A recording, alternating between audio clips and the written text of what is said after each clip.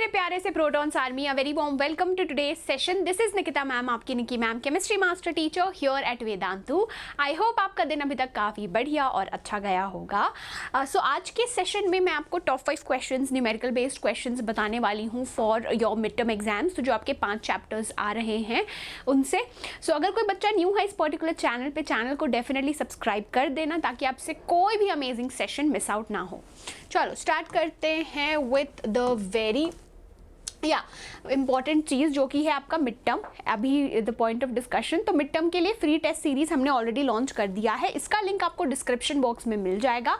तो हर सब्जेक्ट के आपको 5-5 टेस्ट पेपर्स मिल जाएंगे फॉर एब्सोल्युटली फ्री, जो आपके मॉक पेपर्स के पैटर्न, मॉक पेपर के मिड टर्म के पैटर्न में है। सो डेफिनेटली उसको चेक करके यू कैन प्रैक्टिस क्वेश्चंस और एग्जाम की इफेक्टिव तरीके से तैयारी कर सकते हो।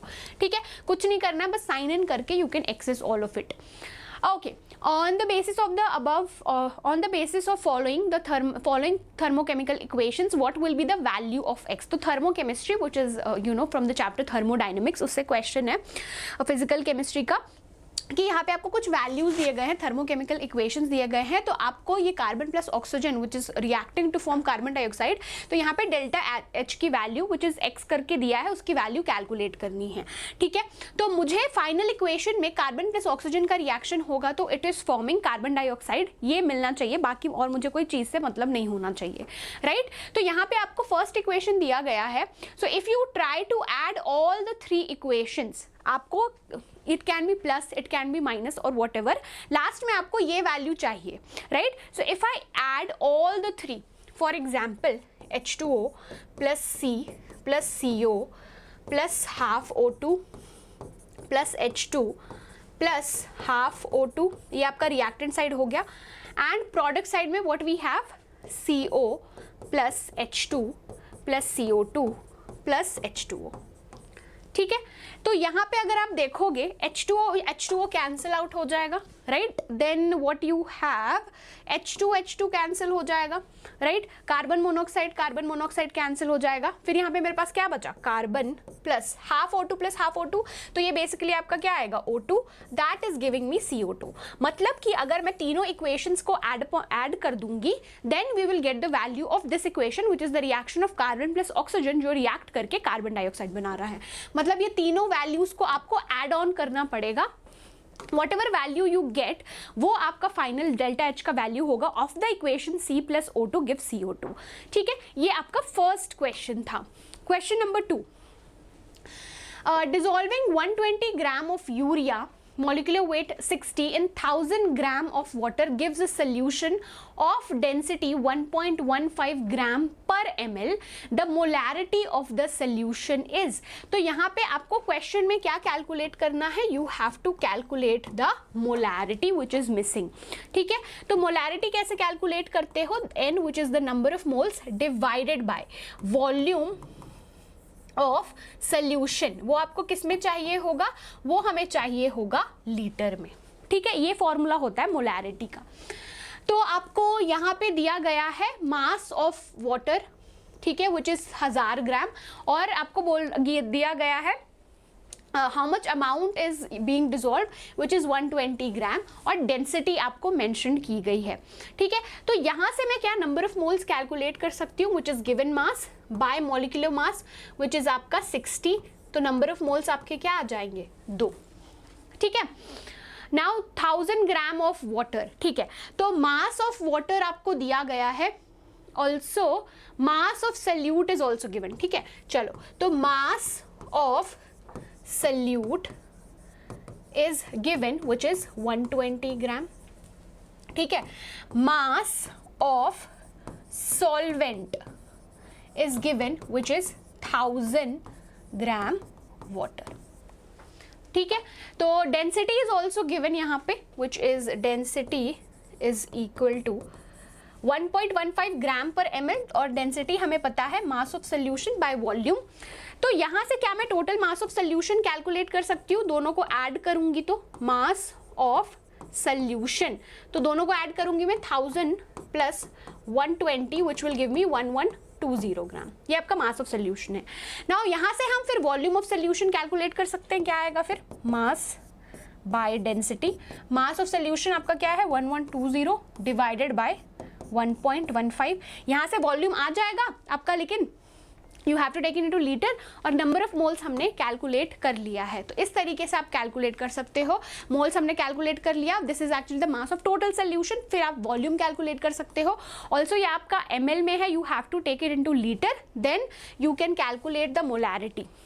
ठीक है, चलो third question, uncertainty position of a mixture of particle of mass 25 gram in space is 10 to the power -5 metre, what is the uncertainty in its velocity. तो आपको अनसर्टेनिटी इन पोजिशन दिया गया है which is 25 gram in space, 25 gram, this is the मास।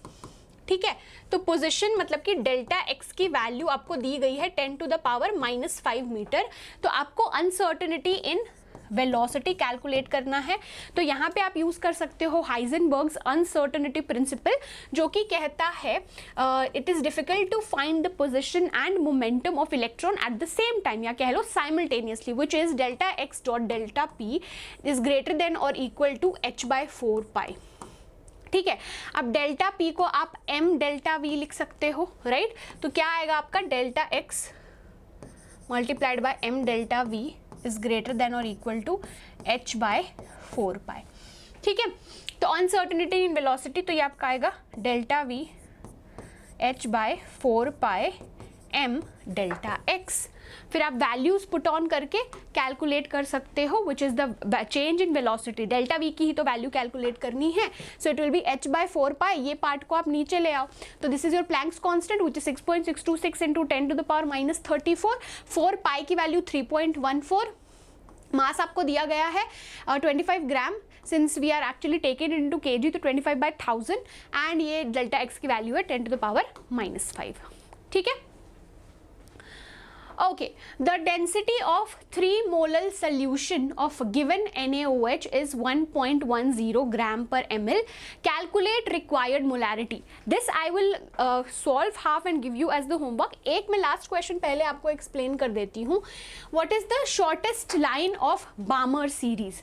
तो how do you calculate the shortest line of Balmer series, which is 1 by lambda, that is nu bar, that which is equal to 109677 into z square multiplied by 1 by n1 square minus 1 by n2 square.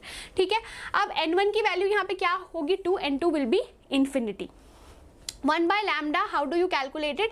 This is actually the equation जिसमें आपने value put up किया है। This is your Rydberg's constant into z square की value, z will be 1 here, then 1 by 2 square, तो ये 1/4 आ जाएगा, 1 by infinity की value होगी 0। 1 by lambda ये फिर आया है ना।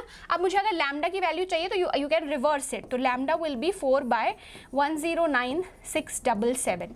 ठीक है, तो इस तरीके से आप कैलकुलेट कर सकते हो। That is it I think. या एक क्वेश्चन रह गया, मैं अभी आपको उसको एक्सप्लेन कर देती हूँ। The density of 3 molar solution of given NaOH is 1.10 gram per ml. Calculate required molarity. तो डेंसिटी आपको दिया गया 3 मोलर सोल्यूशन, 3 मोलर मतलब कि 3 मोल्स आपने लिया है 1000 ग्राम में। ठीक है, this is actually 3 moles which is taken in 1000 gram of solvent. ठीक है, ऑल्सो आपको यहाँ पे दिया गया है NaOH, राइट, NaOH। ठीक है, then what you have which is density, ये भी आपको दिया गया है। Density is mentioned here 1.110 gram per ml। ठीक है, मैं कॉन्सेप्चुअली आपको समझा देती हूँ, आप मुझे बताना ये पर्टिकुलर चीज़ मैं आपको पूरा एक्सप्लेन कर देती हूँ। You just have to calculate and tell me the answer in the comment section. ठीक है, मोलैरिटी कैसे कैलकुलेट करोगे आप?